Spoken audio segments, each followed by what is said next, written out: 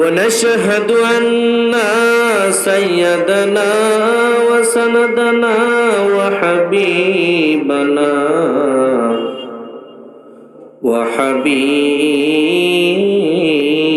طبيبنا وطبيب قلوبنا مولانا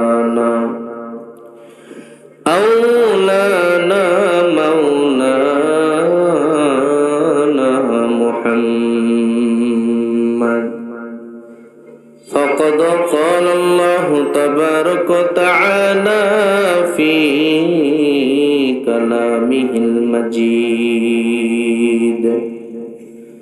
وفي الفرقانه الحميد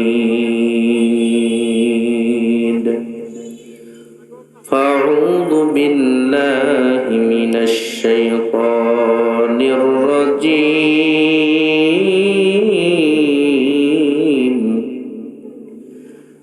بسم الله الرحمن الرحيم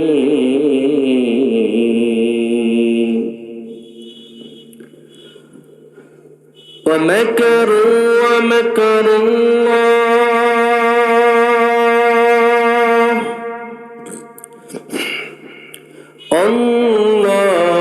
الله خير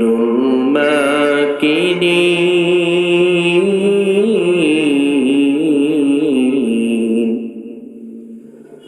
صدق الله العظيم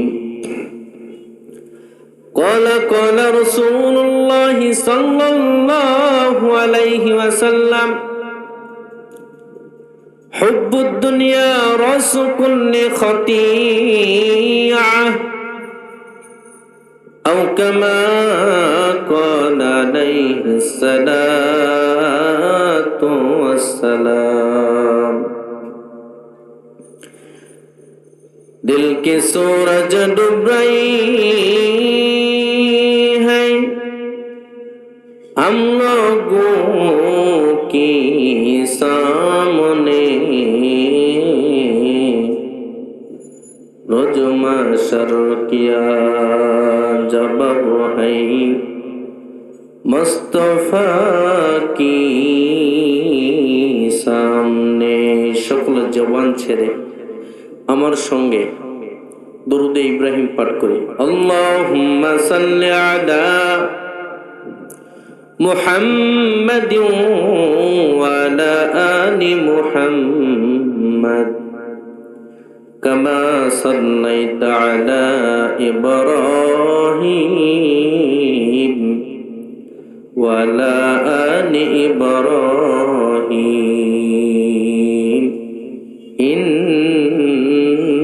إنك حميد مجيد اللهم بارك على محمد وعلى آل محمد كما باركت على إبراهيم وعلى آل إبراهيم إنك حميد مجيد الحمد لله আল্লাহ তাআলার দরবারে লাখো কোটি শুকরিয়া যে আল্লাহ তাবারক ওয়া তাআলা এই কুবরাতলী জামে মসজিদের উদ্যোগে এত সুন্দর একটা জান্নাতি পরিবেশ আমাদেরকে জান্নাতি পরিবেশে এসে বসার কিছু কোরআন হাদিসের কথা শোনা যে আল্লাহ তাআলা তৌফিক দিয়েছেন এই জন্য রব্বে কারিমের দরবারে আমরা সকলে অন্তর থেকে শুকরিয়া আদায় করি আলহামদুলিল্লাহ। এই জান্নাতি পরিবেশে বসতে পেরে আমরা খুশি না বেজার? জোরে বলতে হবে, খুশি না বেজার? লক্ষ কোটি দরুদ বর্ষিত হোক সৈয়দুল মুরসালিন খাতামান নবিয়্যিন রাহমাতাল লিল আলামিন নবীকুলের শিরোমণি শ্রেষ্ঠ নবী, সেই শ্রেষ্ঠ নবীর উম্মত হতে পেরে আমরা অন্তর থেকে সেই কালেমাওয়ালার প্রতি জোরে সোরে দরুদ পাঠ করি। সকলে বলি সাল্লাল্লাহু।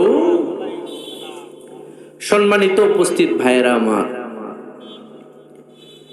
আসলে আপনাদেরকে একটা জিনিস বুঝাইতে চাই। আলোচনার মূল স্থানে প্রবেশের আগে একটা জিনিস আপনাদেরকে ক্লিয়ার করে না দিলে আপনারা বুঝবেন না। আপনি যত ভালো কর্মের মধ্যে আপনি লিপ্ত থাকবেন, দেখবেন বাহ্যিক পৃথিবীর সিস্টেম যেখানে যায় দাঁড়াইছে সেটাকে আপনাকে ক্যালকুলেশন করতে হবে। আপনি ভালো কাজে মানুষদেরকে দাওয়াত দিবেন, মানুষ পাইবেন না। আপনি যদি মন্দ কাজের ইনভাইট করেন, দেখবেন সেখানে মানুষ আপনাকে দাওয়াত না করলেও সেখানে যায়। কথা বলেন ঠিক কিনা? আপনি আপনার মেয়ের বিবাহ দিচ্ছেন, দাওয়াত করছেন 100 লোককে, দেখবেন বিয়েতে শুধু কি 100 লোকই দেখা যায় না, তার চাইতে বেশি লোক দেখা যায়। আপনি একটা মেলা বাজার তৈরি করেছেন, এখানে শুধু সামান্য ভূমিকা রেখেছেন, দেখবেন যে মানুষগুলো কখনো চোখে পড়বে মনে করেন নাই, এইরকম মানুষও সেখানে দেখা যায় কি যায় না? তাহলে কি খারাপ কাজের নিয়ত করে স্টার্ট করতে দেরি, সেখানে মানুষের অভাব হয় না। কথা বলুন ঠিক কিনা? আর আপনি ভালো কাজের নিয়ত করবেন, দেখবেন নিয়ত করবেন হয়তো ভালো কাজে, এখানে মানুষ হবে 1000, সেখানে মানুষ পাবেন 100। কত বলেন? মানুষ কত? 100। সমস্যাটা কোথায় জানেন? সমস্যাটা আপনি আমার এই দিলে, অন্তরে। কোথায় বলেন? অন্তরে। আপনি আমার অন্তরটা, দিলটাই, কল্ব নামক জায়গাটা অসুস্থ হয়ে নষ্ট হয়েছে। কথা বলুন ঠিক কিনা? তাহলে ডেভেলপ করতে হবে, এখানে চিকিৎসা করতে হবে অন্তর। আপনি অন্তর চিকিৎসা না করলে কখনোই সমাজকে আপনি উন্নতি করতে পারবেন না। প্রিয় ভাইরা, এগুলো ইসলামিক রিয়েলিটি শোগুলো কেন করা হয় জানেন? শুধু দুনিয়ার কোনো স্বার্থের জন্য নয়, মানুষের এই হৃদয়কে, কল্ব নামক স্থানকে যে মোর্চা ধরেছে, জান ধরেছে, অসুস্থ হয়েছে, এগুলো কল্বকে পরিষ্কার করার জন্য এই কোরআনের আয়োজন। কথা বলুন ঠিক কিনা? এখানে মানুষ পাওয়া যায় না। আপনার দোকানপাটে, বাজারে, চাষটল নামক সংসদ ভবনে মানুষকে দাওয়াত দিতে হয় না, এমনি এমনি মানুষ পাওয়া যায়। কথা বলুন ঠিক কিনা? আপনি বৃদ্ধ হয়েছেন আর কতদিন হায়াতের গ্যারান্টি পেয়েছেন, যার দ্বারা আপনি এত দুনিয়ার জন্য পাগল হয়েছেন, আমার বুঝে আসে না ভাই। আপনি কবে সংশোধন পথে আসবেন? কবে আপনি রাইট স্থানে জীবন যাপন করবেন? আপনাকে কি আমাকে দুনিয়া ত্যাগ করতে হবে কি হবে না? যদি হতেই হয় তাহলে সময় রয়েছে, সংশোধন হয়ে যান। কাল কিয়ামতের ময়দানে আপনার ছবিটা যেন, আপনার রূপরেখার ছবিটা যেন কোনো একটা জান্নাতি পরিবেশের মধ্যে দিয়ে সেখানে যেন দেখা যায়। কথা বলুন ঠিক কিনা?